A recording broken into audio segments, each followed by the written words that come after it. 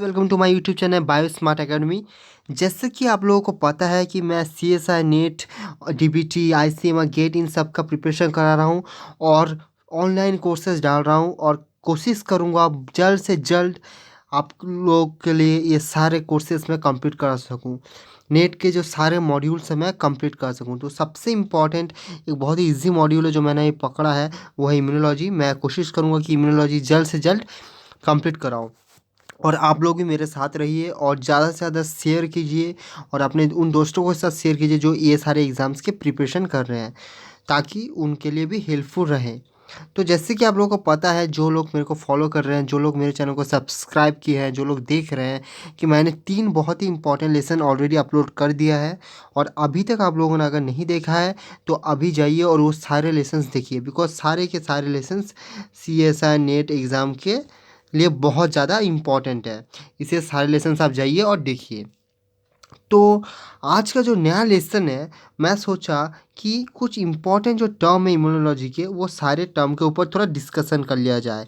तो आज का जो लेसन है वो है बेसिकली सम बेसिक टर्म्स, जो बहुत सारे स्टूडेंट्स को कन्फ्यूजन रहता है कि इसका मतलब क्या है, इसका मतलब क्या है, इस टर्म का मतलब क्या होना चाहिए। ये जो कन्फ्यूज़न है, आज मैं इस लेसन में ये सारे कन्फ्यूज़न क्लियर करा दूंगा, ये सारे बेसिक टर्म्स क्लियर करा के। तो ये लेसन भी बहुत ज़्यादा इम्पोर्टेंट रहेगा और ये टर्म्स क्लियर करने के बाद आप लोगों को लगेगा कि आप लोगों के साथ जो डाउट था वो डाउट क्लियर हो जाएगा एकदम। तो स्टार्ट करते हैं आज के इस लेसन को। सबसे पहले जो बहुत ही एक इम्पॉर्टेंट टर्म यहाँ पे हम लोग जानते हैं वो है एंटीजन और immunogen. Sorry for this spelling mistake, ANTI होगा। ओके, ये आई यहाँ पे नहीं होकर ये आई इस जगह पे होगा। ओके, यहाँ पे थोड़ा स्पेलिंग मिस्टेक हो गया, एक्चुअली टाइपिंग मिस्टेक हो गया, मैं ठीक से देखा नहीं, कोई बात नहीं, आप लोग करेक्ट कर लीजिएगा। तो सबसे पहला जो डिफरेंस है मेन, वो हमको जानना है, वो है what is the difference between antigen and immunogen. इन दोनों का बेसिकली मेन डिफरेंस क्या है। बहुत सारे स्टूडेंट को ये चीज़ कन्फ्यूज़न रहता है कि एंटीजन और इम्यूनोजन क्या चीज़ है। तो मैं ये क्लियर कर दूँ, एंटीजन बेसिकली वो चीज़ होता है जो बेसिकली एंटीबॉडी के साथ बाइंड कर सके, जो बेसिकली एंटीबॉडी के साथ बाइंड कर सके। अगर मैं बोलूँ antigen is capable of binding with the antibody और टी सेल रिसेप्टर, ओके, ये है एंटीजन। बट ये इम्यून रिस्पॉन्स इवॉक कर भी सकता है और नहीं भी कर सकता है। ओके, सो बेसिकली एंटीजन एक ऐसा मॉलिक्यूल है जो एंटीबॉडी या फिर टी सेल रिसेप्टर के साथ बाइंड करेगा और ये इम्यून सिस्टम को इवोक कर भी सकता है, नहीं कर सकता है। ओके, बट ये एंटीबॉडी के साथ बाइंड जरूर करेगा। पर इम्यूनोजन क्या है? इम्यूनोजन बेसिकली एक ऐसा मॉलिक्यूल है जो इम्यून सिस्टम को इवोक करेगा, जो इम्यून सिस्टम को इंड्यूस करेगा, जो इम्यून रिस्पॉन्स को इंड्यूस करेगा। Is an agent which is capable of inducing an immune response. जो इम्यून रिस्पॉन्स को इंड्यूस करेगा उसको हम बोलेंगे इम्यूनोजन। तो ये था basic difference between antigen and immunogen. Okay, तो what is antigen? Antigen basically is an agent that is capable of binding to T cell receptor, that is capable of binding to T cell receptor, okay, that is capable of binding to T cell receptor और N antibody molecule. मतलब एक ऐसा agent है antigen जो basically bind कर सकता है either T cell receptor के साथ, दैट इज TCR, और एंटीबॉडी मॉलिक्यूल के साथ। Okay, it means antigen either T cell receptor के साथ बाइंड कर सकता है या फिर एंटीबॉडी मॉलिक्यूल के साथ बाइंड कर सकता है। ये है proper definition of antigen, that is can capable of binding to T cell receptor और an antibody molecule। इसको हम कहेंगे एंटीजन और इसके एबिलिटी को बोलते हैं एंटीजेनिसिटी। क्या बोलते हैं इसके एबिलिटी को? एंटीजेनिसिटी। तो what is antigenicity? The ability of a compound to bind with an antibody और TCR। एक पर्टिकुलर कंपाउंड का जो एबिलिटी है कि वो TCR और एंटीबॉडी के साथ जो बाइंड कर रहा है, उसकी उस एबिलिटी को बोलते हैं एंटीजेनिसिटी। क्लियर? तो एंटीजन क्या है? एंटीजन बेसिकली एक ऐसा एजेंट है जो बेसिकली एक एंटीबॉडी या फिर टी सेल रिसेप्टर के साथ बाइंड कर सकता है और उसकी इस बाइंडिंग कैपेबिलिटी को हम बोलते हैं एंटीजेनिसिटी। ओके, और वहीं पे अगर इम्यूनोजन बोले, इम्यूनोजन एक ऐसा एजेंट है जो इम्यून रिस्पॉन्स को क्या करेगा, इवॉक करेगा, बाय इंड्यूस करेगा, बाय इंक्रीज करेगा, मतलब जो इम्यून रिस्पॉन्स शो करवाएगा वो है इम्यूनोजन। नाम ही में है इम्यूनोजन, विच कैन इवॉक और इंड्यूस इम्यून रिस्पॉन्स। बेसिकली इन दो टर्म का यही एक क्लियर डेफिनेशन है एंटीजन और इम्यूनोजन के बीच का। क्लियर? आई थिंक अब ये टर्म दोनों क्लियर हो गया होगा। अगर कुछ डाउट रहे तो कमेंट बॉक्स में ज़रूर पूछना।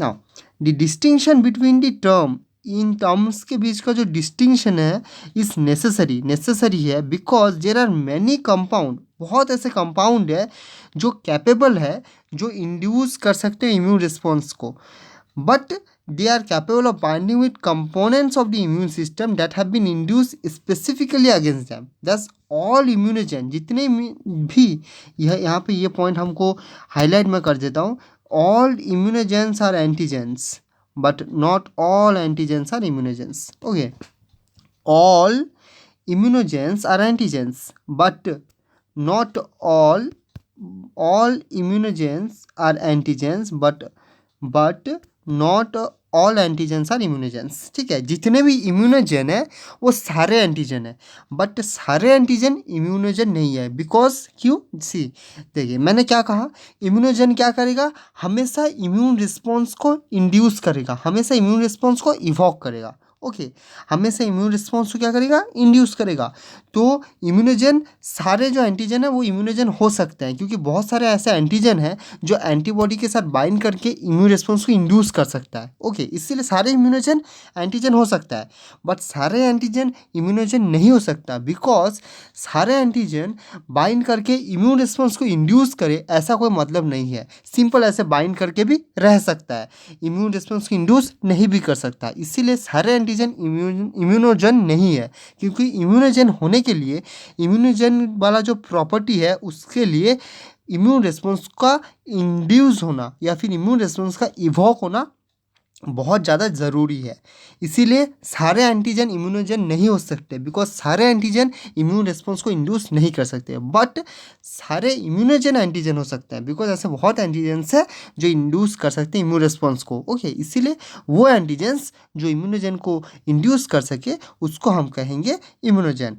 ओके, तो ये था basic difference between antigen and immunogen. Okay, तो आई थिंक क्लियर हो गया होगा। अब कुछ भी डाउट रहा इन दोनों के बीच तो मेरे को प्लीज़ कमेंट करना। आप लोग कमेंट कीजिए आपको क्या जानना है, क्या नहीं जानना है एक्स्ट्रा। ओके, नेक्स्ट अब हम लोग रिक्वायरमेंट देखेंगे इम्यूनोजेनिसिटी का। इम्यूनोजेनिसिटी मतलब क्या? मीन्स जो इम्यून रिस्पॉन्स को इंड्यूस कर रहा है उसको हम इम्यूनोजेनिसिटी कहते हैं। तो इम्यून रिस्पॉन्स इंड्यूस कैसे होगा, उसके लिए कुछ रिक्वायरमेंट चाहिए। क्या रिक्वायरमेंट चाहिए? पहला जो रिक्वायरमेंट है वो है बेसिकली फॉरेननेस। क्या है? फॉरेननेस। अब ये फॉरेननेस क्या होता है? सी, फॉरेननेस क्या मतलब, हमारा इम्यून सिस्टम कब इंड्यूस होगा, कब वो इम्यूनोजेन का वर्क करेगा, जब कोई फॉरेन पार्टिकल हमारे बॉडी के अंदर घुसे। क्योंकि जब कोई फॉरेन पार्टिकल घुसेगा तो उसके अगेंस्ट एंटीबॉडी रेडी होगा, और वो एंटीबॉडी क्या करेगा, उस फॉरेन पार्टिकल के साथ बाइंड करेगा और उसके अगेंस्ट इंड्यूस करेगा हमारी इम्यून रिस्पॉन्स को। ओके, तो सबसे पहला जो क्राइटेरिया है वो है फॉरेननेस होना चाहिए पर्टिकुलर पार्टिकल, ताकि हमारा जो इम्यून सिस्टम है वो इंड्यूस हो, वो इम्यूनोजेनिसिटी शो करे। तो पहला क्राइटेरिया क्या है, रिक्वायरमेंट क्या है इम्यूनोजेनिसिटी का, कि फॉरेननेस होना चाहिए। सेकेंड क्राइटेरिया क्या है? Second criteria basically size matter करता है। साइज क्यों मैटर करता है? साइज इसलिए मैटर करता है बिकॉज सपोज कोई पार्टिकल घुसा जो बहुत ही कम साइज़ का है, तो उसको इतना इम्यून सिस्टम हमारा नहीं पकड़ पाएगा, इतना मतलब उसके अगेंस्ट इम्यून रिस्पॉन्स को नहीं इंड्यूस कर पाएगा। पार्टिकल का साइज़ अगर 1000 डेल्टन से, अगर पार्टिकल का साइज़ 1000 डेल्टन से कम रहा, ओके, अगर 1000 डेल्टन से पार्टिकल का साइज़ कम रहा तो उसके अगेंस्ट जो इम्यून रिस्पॉन्स है वो क्या होगा, वो बहुत वीक होगा या फिर होगा ही नहीं। इसीलिए पार्टिकल का साइज़ हमेशा मोर देन 1000 होना चाहिए, हमेशा मोर देन 1000 होना चाहिए।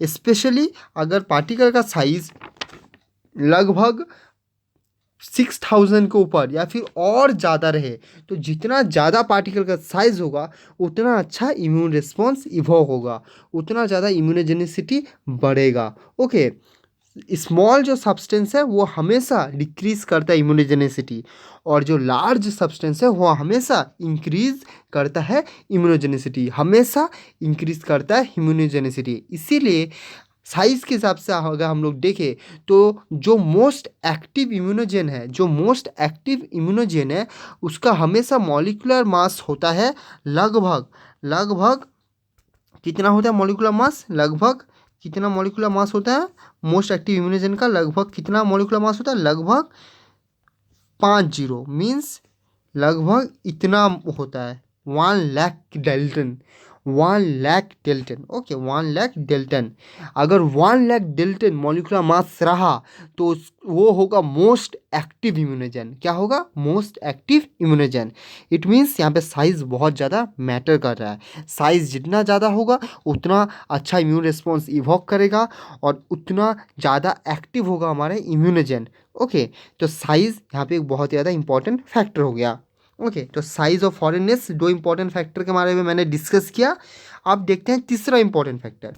तीसरा जो इंपॉर्टेंट फैक्टर है वो बेसिकली क्या है? वो बेसिकली केमिकल कॉम्प्लेक्सिटी है। अब यहाँ पे क्वेश्चन आता है कि केमिकल कॉम्प्लेक्सिटी क्यों? केमिकल कॉम्प्लेक्सिटी इसलिए, सी केमिकल कॉम्प्लेक्सिटी में क्या होता है, सपोज एक जो कंपाउंड है वो हमारे बॉडी के अंदर गया, उसका जो केमिकल कॉम्प्लेक्सिटी वो बहुत लो है, तो जितना कम होगा केमिकल कॉम्प्लेक्सिटी उतना लो हो जाएगा उसका इम्यूनोजेनिसिटी। ठीक है, फॉर एग्जांपल अगर हम देखें सिर्फ और सिर्फ होमोपॉलीमर रहा, सिर्फ और सिर्फ होमोपॉलीमर रहा, सिर्फ और सिर्फ क्या रहा? होमोपॉलीमर, होमोपॉलीमर रहा। किसका रहा होमोपॉलीमर? आइदर शुगर का हो सकता है, शुगर का हो सकता है, या फिर आइदर किसका हो सकता है? अमाइनो एसिड का हो सकता है। मतलब किसी एक चीज़ का सिर्फ और सिर्फ होमोपॉलीमर रहा। जैसे कि हमको पता है होमोपॉलीमर का मतलब क्या होता है? होमोपॉलीमर का मतलब होता है एक ही सब्सटेंस से कोई चीज़ बनना। तो किसी एक चीज़ का अगर होमोपॉलीमर रहा, या फिर वो शुगर का हो सकता है, या फिर हो सकता है अमीनो एसिड का, किसी भी चीज़ का अगर होमोपॉलीमर रहा तो क्या इसका मतलब ये है कि इसका जो केमिकल कॉम्प्लेक्सिटी है वो बहुत ज़्यादा क्या है? बहुत ज़्यादा वीक है। क्या है? केमिकल कॉम्प्लेक्सिटी वीक है। वीक क्यों है? क्योंकि एक पर्टिकुलर कंपाउंड का होमोपॉलीमर है, इसीलिए केमिकल कॉम्प्लेक्सिटी क्या है? वीक है। सिमिलरली अगर हम स्ट्रॉन्ग का बात करें, स्ट्रॉन्ग बोल के क्या, अगर हम किसी प्रोटीन को देखें, प्रोटीन क्या है? Protein is a mixture of amino acid. अगर बहुत सारे अमाइनो एसिड को जोड़ेंगे, ऐसे बहुत सारे अमाइनो एसिड को जोड़ेंगे, उससे एक प्रोटीन बनेगा। तो प्रोटीन क्या है? इसके कंपेरिजन में बहुत ज़्यादा स्ट्रॉन्ग है, इनके कंपेरिजन में बहुत ज़्यादा क्या है? स्ट्रॉन्ग है। और इसके कंपेरिजन में स्ट्रॉन्ग होने के कारण इसका जो इम्यून रिस्पॉन्स है वो बहुत ज़्यादा होगा, बहुत ज़्यादा होगा। इसीलिए कहते हैं केमिकल कॉम्प्लेक्सिटी में क्या, जो प्रोटीन्स है वो बेसिकली ज़्यादा इम्यूनोजेनिक है। ठीक है, जो प्रोटीन्स है केमिकल कॉम्प्लेक्सिटी में क्या है, जो प्रोटीन्स है वो क्या है? बेसिकली प्रोटीन्स जो है वो मोर इम्यूनोजेनिक है। ओके, प्रोटीन्स क्या है? मोर इम्यूनोजेनिक है, मोर इम्यूनोजेनिक है प्रोटीन्स। ओके, और जितना कॉम्प्लेक्सिटी होगा प्रोटीन में उतना ज़्यादा विगरस होगा इम्यून रिस्पॉन्स उस प्रोटीन के अगेंस्ट, उतना ज़्यादा विगरस होगा इम्यून रिस्पॉन्स उस पर्टिकुलर प्रोटीन के अगेंस्ट। वहीं पर अगर हम कार्बोहाइड्रेट का देखें, कार्बोहाइड्रेट जो है वो इम्यूनोजेनिक है, वो इम्यूनोजेनिक है। कब होगा? अगर वो पॉलीसैकेराइड के फॉर्म में रहा। किसके फॉर्म में रहा? पॉलीसैकेराइड के फॉर्म में। ओके, ये सब नोट कर लेना जो मैं बोल रहा हूँ, बिकॉज बहुत सारी चीज़ें हैं जो मैं एक्स्ट्रा बोलता हूँ, वो सब नोट कर लेना। नोट करने से आप लोगों का नॉलेज बढ़ेगा और आप लोग एग्ज़ाम में अच्छा लिख पाओगे, अपना प्रिपरेशन कर पाओगे, अच्छे मार्क्स ले पाओगे, अच्छे से क्वालिफाई कर पाओगे। तो कार्बोहाइड्रेट का केमिकल कॉम्प्लेक्सिटी कब इंक्रीज होगा? अगर वो होमोपॉलीमर नहीं रहा, अगर वो हेटेरोपॉलीमर रहा तब कॉम्प्लेक्सिटी बढ़ेगा। In that case carbohydrate will show more immunogenic as compare to homopolymer. तो प्रोटीन मोर इम्यूनोजेनिक शो करेगा, कार्बोहाइड्रेट ओनली पॉलीसेकेराइड जो पार्ट है वो मोर इम्यूनोजेनिक शो करेगा। ओके, अगर हम लोग बोले सबसे लेस और पुअर इम्यूनोजन कौन शो करेगा, वो basically nucleic acids and lipids. ये बेसिकली यार ये है पुअर इम्यूनोजन, बट इनको हम इम्यूनोजेनिक कर सकते हैं अगर हम इसको किसी प्रोटीन कैरियर के साथ बाइंड कराएं। ओके, सी मैं यहाँ पे थोड़ा बता देता हूँ, ठीक है। तो यहाँ पे मैंने क्या बोला, केमिकल कॉम्प्लेक्सिटी वाला बहुत इंपॉर्टेंट पार्ट है। सबसे पहले मैंने क्या बोला, केमिकल कॉम्प्लेक्सिटी सबसे ज़्यादा शो कौन करेगा, प्रोटीन शो करेगा। सबसे ज़्यादा कौन शो करेगा, प्रोटीन शो करेगा। ओके, सबसे ज़्यादा कौन शो कर रहा है, प्रोटीन शो कर रहा है। ओके, सबसे ज़्यादा प्रोटीन शो करेगा केमिकल कॉम्प्लेक्सिटी, और सबसे ज़्यादा इम्यूनोजन जो है हाईएस्ट प्रोटीन का ही रहेगा। All proteins are immunogenic. अगर हम कार्बोहाइड्रेट का बात करें तो कार्बोहाइड्रेट में भी सबसे ज़्यादा कौन शो करेगा, बेसिकली वो कार्बोहाइड्रेट शो करेंगे जो बेसिकली पॉलीसेकेराइड है। ओके, जो बेसिकली पॉलीसेकेराइड है। होमोपॉलीमर्स जो है वो शो नहीं करेंगे, जैसे होमोपॉलीमर और शुगर, ये ज़्यादा इम्यूनोजेनिक नहीं होगा। ओके, तो ये दो चीज़ हो गया, प्रोटीन और कार्बोहाइड्रेट। अब हमारा कौन सा मैक्रोमोलिक्यूल बचता है, लिपिड और न्यूक्लिक एसिड। बेसिकली अगर हम लिपिड और न्यूक्लिक एसिड का बात करें, ठीक है, लिपिड एंड न्यूक्लिक एसिड का अगर बात करें, लिपिड और न्यूक्लिक एसिड का बात करें, ठीक है, लिपिड और न्यूक्लिक एसिड का अगर बात करें, तो बेसिकली यहाँ पे लिपिड और जो न्यूक्लिक एसिड है, लिपिड जो है और जो न्यूक्लिक एसिड है, ये बेसिकली पुअर है इम्यूनोजेनिक, ये बेसिकली पुअर इम्यूनोजेंस है। बट अगर हम इन लिपिड और अगर हम इस लिपिड और न्यूक्लिक एसिड को इनके साथ ऐड कर दे, प्रोटीन के साथ अगर ऐड कर दे एज ए कैरियर, ओके, मैं क्या किया, प्लस कर दिया लिपिड के साथ प्रोटीन, या जैसे इस लाइपोप्रोटीन हो सकता है, या फिर न्यूक्लिक एसिड के साथ प्रोटीन अगर मैं ऐड कर दिया, ओके, तब ये क्या करेगा, इम्यूनोजन का जो रिस्पॉन्स होगा ये बहुत हाई हो जाएगा। बट वो अपने में जो है बहुत ही वीक इम्यूनोजन है। Clear? I think requirement of immunogenicity वाला जो टॉपिक है मैं क्लियर करा चुका हूँ, बहुत ही इंपॉर्टेंट है। कोई भी अगर डाउट रहा तो मुझसे कमेंट बॉक्स में क्वेश्चन कर लेना। ओके, ये दोनों डेफिनेशन क्लियर हो चुका है। Now next, heptane. अब एक नया टर्म है जो कि है बेसिकली हेप्टेन। अब ये हेप्टेन क्या है, इस हेप्टेन के बारे में हमको अब जानना है, ठीक है।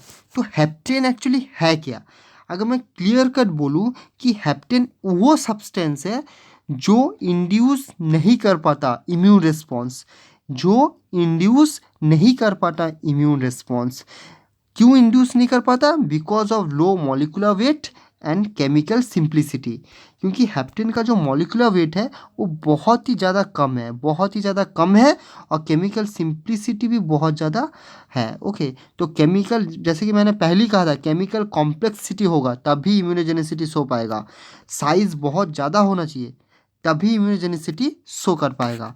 तो हेप्टेन में क्या है, हेप्टेन का साइज़ भी कम है, लो मॉलिक्यूलर वेट, और केमिकली भी बहुत सिंपल है, बहुत ही सिंपल स्ट्रक्चर है, तो केमिकल भी सिंप्लिसिटी है। तो इस कारण से हेप्टेन जो है वो basically fail to induce immune response, ठीक है, तो अब हम क्या करेंगे, अगर हम इस हेप्टेन को किसी एक कैरियर मॉलिक्यूल के साथ बाइंड करा दें, वो कैरियर मॉलिक्यूल कुछ भी हो सकता है। ओके, वो कैरियर मॉलिक्यूल कुछ भी हो सकता है, मतलब क्या हो सकता है, वो कैरियर मॉलिक्यूल एक ऐसा मॉलिक्यूल हो सकता है जिसका हाई मॉलिक्यूलर वेट रहे, जिसका मॉलिक्यूलर वेट जो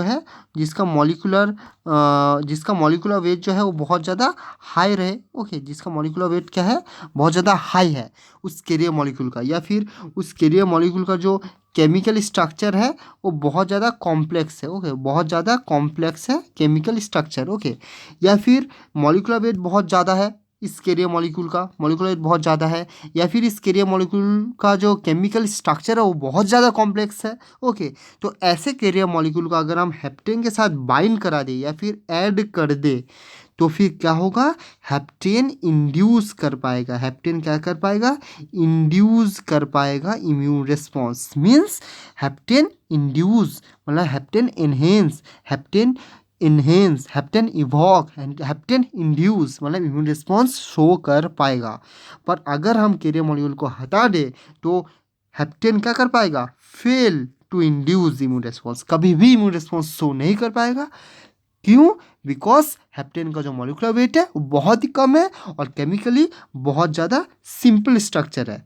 इस कारण से ये बेसिकली नहीं शो कर पाएगा इंड्यूस इम्यून रिस्पॉन्स। इसीलिए हमेशा हेप्टेन के साथ एक कैरियर मॉलिक्यूल ऐड किया जाता है जिसका मॉलिक्यूलर वेट बहुत ज़्यादा है और केमिकली भी कॉम्प्लेक्स है, ताकि इंड्यूस कर सके इम्यून रिस्पॉन्स। तो बेसिकली हेप्टेन क्या हुआ, एक एंटीजेनिक है बट इम्यूनोजेनिक नहीं है। क्यों इम्यूनोजेनिक नहीं है? Because heptane by themselves heptane can't induce immune response, heptane खुद से अपने अकेले से इंड्यूस नहीं कर सकता इम्यून रिस्पॉन्स, इसीलिए हेप्टेन इम्यूनोजेनिक नहीं है। बट ये एंटीबॉडी के साथ बाइंड कर पा सकता है, इसीलिए ये एंटीजेनिक जरूर है। पर वहीं अगर हेप्टेन को हम कैरियर मॉलिक्यूल के साथ बाइंड करें और जिसका मॉलिक्यूलर वेट ज़्यादा है और केमिकली कॉम्प्लेक्स है तो फिर इंड्यूस कर पाएगा इम्यून रिस्पॉन्स को। ओके, तो ये था all about heptane. I think मैंने ये टॉपिक क्लियर करा दिया है। कुछ भी डाउट रहा तो प्लीज़ कमेंट बॉक्स में ज़रूर पूछना। ओके, बहुत ज़्यादा इंपॉर्टेंट टॉपिक है। तो हेप्टेन क्लियर। नाउ नेक्स्ट, इस स्लाइड का या फिर बोल सकें इस पीपीटी का आखिरी टॉपिक है एफिनिटी, एविडिटी और क्रॉस रिएक्टिविटी। ये जो तीन टर्म है ना, ये तीनों टर्म बहुत ही ज़्यादा कन्फ्यूज़न है। इस तीनों टर्म से बहुत क्वेश्चन पूछे जाते हैं, स्टूडेंट्स बहुत ज़्यादा कंफ्यूज रहते हैं। सबसे पहले बात करते हैं एफिनिटी क्या है। सबसे पहले अगर मैं बोलूँ एफिनिटी क्या है, सपोज एक एंटीजन है और एक एंटीबॉडी है, उन दोनों के बीच का जो रिएक्शन है वो बहुत ज़्यादा अच्छा हो रहा है, स्ट्रॉन्ग हो रहा है। इट मीन्स क्या, एफिनिटी बहुत अच्छा है। एफिनिटी क्या है, strength which a monovalent ligand interact with binding site, मतलब एक एंटीजन और एक एंटीबॉडी में बाइंड होगा, इसे कहेंगे हम एफिनिटी। और एबिडिटी का अगर हम बात करें, एबिडिटी में क्या हो जाएगा, एबिडिटी में मल्टीपल बाइंडिंग होगा। मल्टीपल बाइंडिंग मतलब क्या, मतलब मल्टीपल एंटीबॉडी मल्टीपल एंटीजन के साथ बाइंड करेगा। Okay, antibody binding one multiple epitopes on antigen, मतलब एंटीजन के पास जो एपिटोप्स है मल्टीपल, वो जब multiple binding site of N antibody के साथ बाइंड करेगा, ठीक है। सपोज यहाँ पे एक एपिटोप है, यहाँ पे एक एपिटोप है। ओके, यहाँ पे एक एपिटोप है, यहाँ पे एक एपिटोप है, यहाँ पे एक एपिटोप है, यहाँ पे एक एपिटोप है। क्लियर? अब नेक्स्ट, ये क्या कर रहा है, एंटीबॉडी के साथ बाइंड कर रहा है। ओके, ये बाइंड किया, ये बाइंड किया और ये बाइंड किया। ओके, तो ये जो पूरा प्रोसेस है, ये एक एपिटोप एक एंटीबॉडी के पैराटोप के साथ बाइंड किया, ये एंटीबॉडी के पैराटोप के साथ बाइंड किया, ये भी बाइंड किया। तो जब इस तरीके से बाइंडिंग होगा तो इसको कहेंगे एविडिटी। इसको क्या कहेंगे, एविडिटी। Okay, clear. और क्रॉस रिएक्टिविटी क्या होता है, क्रॉस रिएक्टिविटी बेसिकली क्या होता है, ये बेसिकली एक इंडिविजुअल एंटीबॉडी जो है, सपोज एक एंटीबॉडी है, यहाँ पे बेसिकली एक एंटीबॉडी मैं अच्छे से क्लियर कराता हूँ ताकि समझ में आ जाए। सी, ये क्या है, ability of an individual antibody. एक इंडिविजुअल एंटीबॉडी का एबिलिटी होता है to react with more than one epitope, मतलब एक antibody more than one epitope के साथ बाइंड कर पाता है। क्यों बाइंड कर पाता है, बिकॉज ऑफ पर्टिकुलर एंटीजेनिक जो डिटर्मिनेंट है बा एपिटोप है वो शेयर करता है सेम एपिटोप, इस कारण से बाइंड कर पाता है। ओके, क्रॉस रिएक्शन इसीलिए होगा because they share a common epitope share करते हैं। In case of cross reactivity common epitope share करते हैं in case of cross reactivity. तो यहाँ पे क्या लिखा है, cross reactivity is ability of an individual antibody. एक इंडिविजुअल एंटीबॉडी का एबिलिटी है binding site to react with more than one antigenic determinant, means more than one antigenic determinant के साथ जब बाइंड कर पाता है उसको कहते हैं क्रॉस रिएक्टिविटी।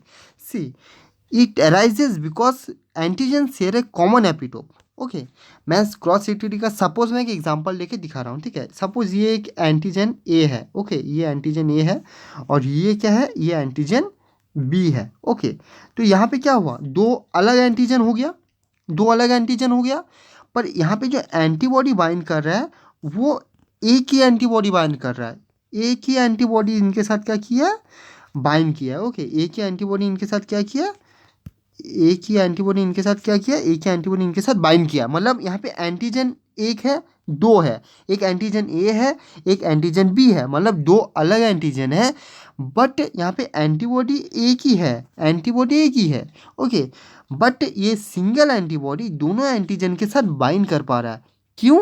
बिकॉज ये दोनों एंटीबॉडी कॉमन एपिटोप शेयर कर पा रहे हैं एक दूसरे के साथ। क्या शेयर कर पा रहे हैं? एक दूसरे के साथ कॉमन एपिटोप शेयर कर पा रहे हैं, कॉमन एपिटोप शेयर कर पा रहे हैं, इस कारण से बाइंड कर पा रहे हैं। Okay, clear? आई थिंक आप कुछ डाउट नहीं रहा। ओके, या फिर मैं एक और बता देता हूँ। सी क्रॉस रिएक्टिविटी वाला बात मैं एक और बार बता देता हूँ। सपोज यहाँ पे एक एंटीजन है जो कि है एंटीजन ए। ओके, यहाँ पे एक एंटीजन है जो कि है एंटीजन बी। दो अलग एंटीजन है। Okay, clear? दो अलग एंटीजन है, एक एंटीजन ए है, एक एंटीजन बी है, बट इनके साथ जो बाइंड कर रहा है एंटीबॉडी, ये एंटीबॉडी जो है, ये जो एंटीबॉडी जो बाइंड कर रहा है, ये जो एंटीबॉडी है, ये एक ही एंटीबॉडी है। ठीक है, इनके साथ बाइंड कर पा रहा है, इनके साथ बाइंड कर पा रहा है। क्यों बाइंड कर पा रहा है? बिकॉज ये जो दोनों एंटीजन है, ये दोनों एंटीजन कॉमन एपिटोप शेयर कर रहे हैं, कॉमन एपिटोप शेयर कर रहे हैं। इस कॉमन एपिटोप के शेयर करने की वजह से एक एंटीबॉडी दोनों एंटीजन के साथ बाइंड कर पा रहा है। इस तरीके के प्रोसेस या फिर रिएक्शन को कहते हैं cross reactivity, cross reactivity, cross reactivity. Clear? I think अब क्लियर हो गया होगा, कोई डाउट नहीं है। अगर अभी भी क्लियर नहीं हुआ तो प्लीज़ कमेंट बॉक्स में कमेंट करना, ताकि मैं बाद में क्लियर कर सकूं। तो आज का लेक्चर यहीं पे कंप्लीट होता है, और मैं फिर से दोबारा कहना चाहता हूं कि ज़्यादा से ज़्यादा मेरे चैनल को सब्सक्राइब करना, ताकि मैं और भी मोटिवेट होता रहूं और ज़्यादा से ज़्यादा वीडियो बनाता रहूं, और उन सभी के साथ शेयर करना मेरे इस चैनल को जो इस एग्ज़ाम्स के प्रिपरेशन में लगे हैं। बिकॉज़ ये एक ऐसा मैं कोर्स बना रहा हूं जो जल्द से जल्द सारे के सारे मॉड्यूल्स जो है नेट के मैं कंप्लीट करने का कोशिश करूँगा, और जितना जल्दी हो सके मैं क्लियर करा दूँगा सारे मॉड्यूल्स। ओके, तो हम लोग अब मिलते हैं अपने नेक्स्ट वीडियो में। तब तक के लिए थैंक यू।